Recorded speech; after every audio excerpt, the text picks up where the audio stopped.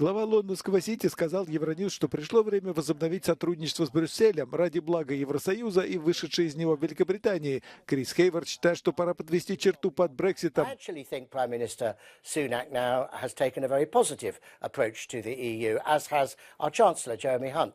So I think those days are past. I talk about a painful divorce. It was a painful divorce, but I think we have to now get trust back, because the opportunities for both the EU and the UK by trading together, by working together, far outweigh those conflicts. But I suppose, is it over for the UK, given that you have a sort of stubbornly high inflation rate, which people like Mark Carney are saying was a direct result of Brexit? Let's be clear, some of these issues you've talked about are common across Europe. So high inflation isn't peculiar to the UK, nor high interest rates. We're all affected by the geopolitical issues that are affecting our economies at the present time.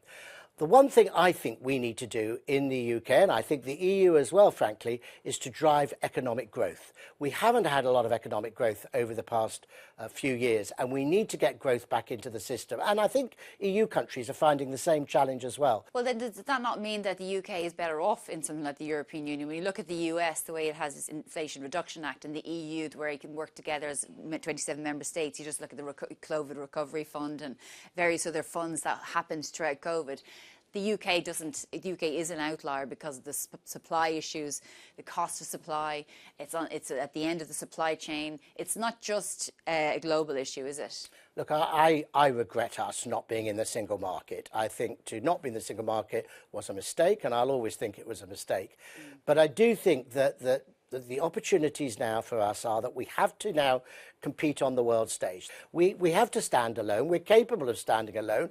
I think we'd have been better standing within the EU, but we now have to seize those opportunities that are available to us. How do you see standing alone and having growth? Does that mean driving down regulation, social dumping, all that kind of thing? No. So first of all, we don't want to deregulate. Let me be absolutely clear. High quality regulation, financial regulation, is really important to getting inward financial investment from across the world. So that's actually very important to us. Getting growth is about getting investment growth into the country. So it's stimulating our fintech sector, for example. Just final question, because it may not be over for some people. 62% of people would like to rejoin. Would you relish a second referendum, or even a conversation about that? Personally, no. I think not in my lifetime. I think we have now taken a decision. There has been a referendum. Of course, you could always argue, would that swing the other way if we did it again now? I think we've now set a course for ourselves, which we now have to follow. Okay, thank you very much for joining us. Thank you very much indeed. Thanks, Chris.